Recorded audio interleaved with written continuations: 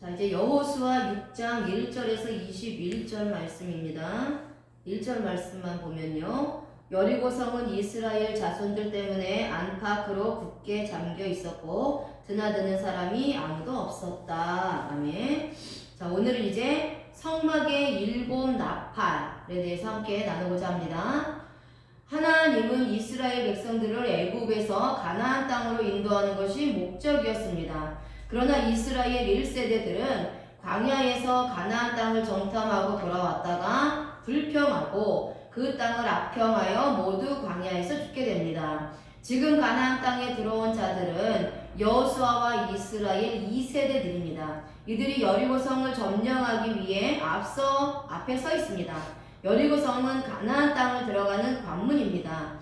이 성을 점령하지 못하면 가나안 땅에 들어갈 수 없습니다. 반드시 탈취해야 하는 성입니다. 그러나 여리고성은 굳건하게 문이 닫혔습니다.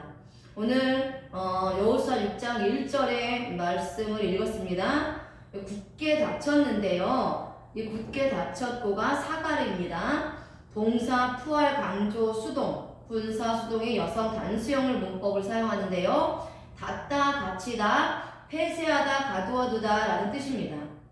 자, 이제 문법을 좀 보겠습니다. 푸할 강조 수동의 문법을 사용하는데요. 수동의 문법은요. 주체의 의지는 없고 100% 타인이나 외부 환경에 의해서 영향을 받는 것입니다.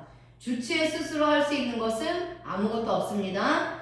당할 수밖에 없다라는 것이고요. 그럴 때 사용하는 문법인데 니팔 단순 수동은 100%의 에너지로 영향을 받는다면 이 푸할 강조 수동의 동사는 200%의 힘과 에너지로 영향을 받는 것을 말씀하고 있어요.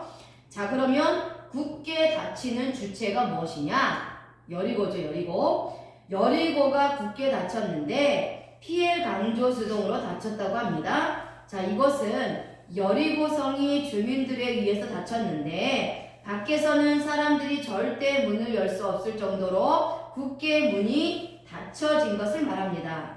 그 당시에 어떠한 외부적인 힘으로도 도구로도 열 수 없을 정도로 굳게 닫혀 있는 상태를 말합니다.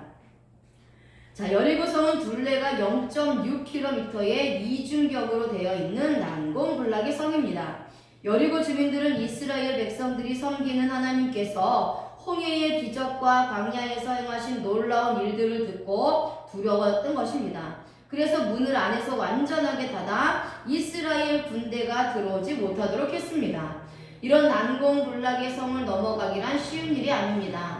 사람이 할 수 있는 것은 한계가 있습니다. 여리고성을 무너뜨릴 수 있는 것은 하나님의 능력이 아니고는 절대 무너지지 않습니다. 자, 여리고는 예리호고요. 이 단어는 예라흐, 달이라는 뜻에서 유래되었습니다. 여리고는 달신의 우상을 섬기는 도시입니다. 여리고는요, 하나님과 나 사이를 가로막고 있는 이방의 신들, 우상들, 율법주의, 이단과 같은 거짓 사상들, 완고한 마음을 상징합니다. 가나안은 하나님께서 허락하신 땅으로 천국을 상징합니다. 여리고성이 가나안 땅을 들어가지 못하도록 가로막고 있습니다. 이것은 이방의 신들, 우상들, 율법주의, 이단, 거짓 사상들, 그러한 것들이 내가 하나님을 믿지 못하도록, 예수 그리스도를 믿지 못하도록 가로막고 있는 것을 말합니다. 여리고성이 무너져야 가나안으로 들어갈 수 있듯이 이러한 것들이 무너져야 복음이 들어가게 됩니다. 예수 그리스도를 믿어 천국에 들어가게 되는 것입니다. 하나님만이 여리고성을 무너뜨릴 수 있는 것과 같이 이러한 것들을 무너뜨려 복음이 들어가서 예수님을 믿도록 만드는 것은 오직 하나님뿐입니다. 하나님의 능력으로만 무너지게 되고 하나님을 믿게 됩니다.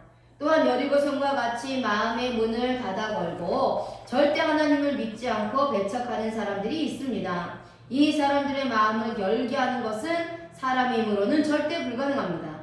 하나님이 여리고성을 무너뜨린 것처럼 하나님만이 완고한 사람들의 마음을 열어서 복음이 들어가게 하십니다. 오늘 본문 말씀을 통해서 우리는 여리고성이 어떻게 무너져 내리는지를 깨닫고 여리고성과 같은 완악한 마음이 어떻게 무너지는 것을 깨닫는 은혜가 있으시길 바랍니다. 그렇다면 이렇게 굳게 닫혔던 여리고 성문이 어떻게 열렸습니까? 하나님께서 여호수아에게 방법을 말씀해 주셨습니다. 자, 여호수아 6장 3절에서 6절 말씀에요. 하나님께서 이스라엘 군대들에게 성 주위를 하루에 한 바퀴씩 6일 동안을 돌라고 하셨습니다. 제사장 7은 7 양각 나팔을 잡고 언약궤 앞에서 나가라고 하셨습니다. 7째 날에는 그 성을 7번 돌며 제사장들은 나팔을 길게 불고 이스라엘 백성들이 큰 소리로 외치라고 말씀해 주셨습니다. 이렇게 하나님께서 말씀하신 대로 순종했더니 여리고 성이 무너져 내렸습니다. 성막에는 7 나팔이 있었습니다. 나팔은 불 때가 있었습니다. 아무 때나 분 게 아니라는 것이죠. 예레미야 4장 5절을 보면 너희는 유다에 선포하며 예루살렘에 공포하여 이르기를 이 땅에서 나팔을 불라 하며 또 크게 외쳐 이르기를 너희는 모이라 우리가 견고한 성으로 들어가자 하고. 아멘. 자, 나팔은 언제 불었냐면요, 먼저는 이스라엘 백성들을 성회로 소집하여 하나님께 나오도록 하기 위해 나팔을 불었습니다. 출애굽기 19장 18절에서 19절 말씀에 모세가 시내산에 올라갔을 때에 하나님이 강림하셨는데 나팔 소리가 크게 들리고 하나님의 음성이 들렸습니다. 이렇게 하나님께서 나타나실 때에도 나팔 소리가 들렸습니다. 또 전쟁을 알릴 때도 나팔을 불었습니다. 데살로니가전서 4장 16절에 주께서 호령과 천사장의 소리와 하나님의 나팔 소리로 친히 하늘로부터 강림하시리니 그리스도 안에서 죽은 자들이 먼저 일어나고. 아멘. 예수님께서 이 땅으로 강림하실 때에도 나팔 소리가 나게 됩니다. 천사들이 나팔을 불 때에 예수님이 재림하시는 것입니다. 말씀의 선언도 또한 나팔로 묘사하고 있습니다.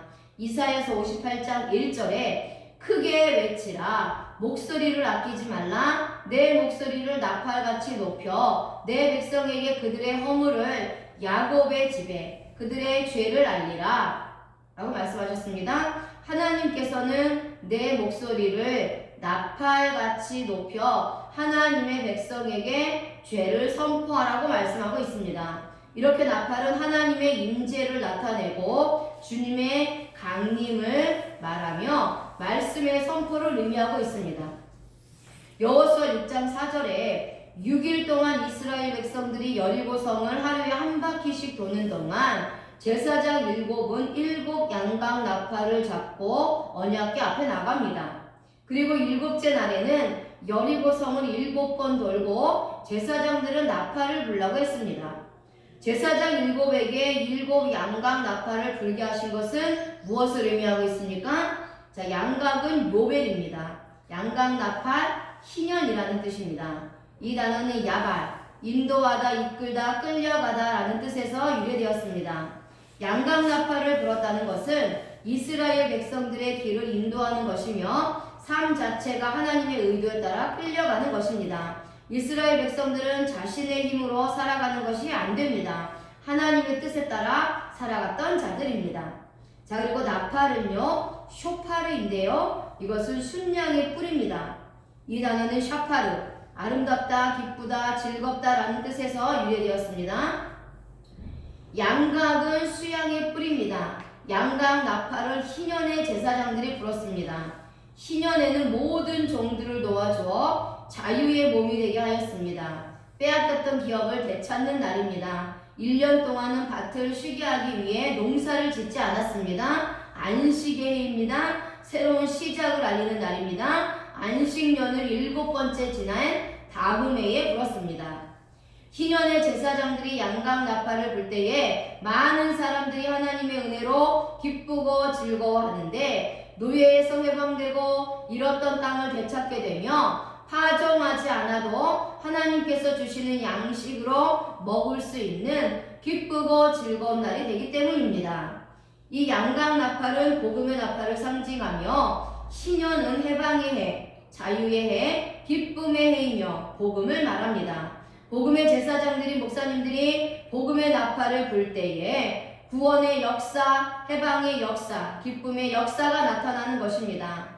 우리는 죄악에서 죽었던 자들인데 예수님께서 십자가에 죽으셔서 영원한 희년을 맞이하게 된 것입니다. 아멘.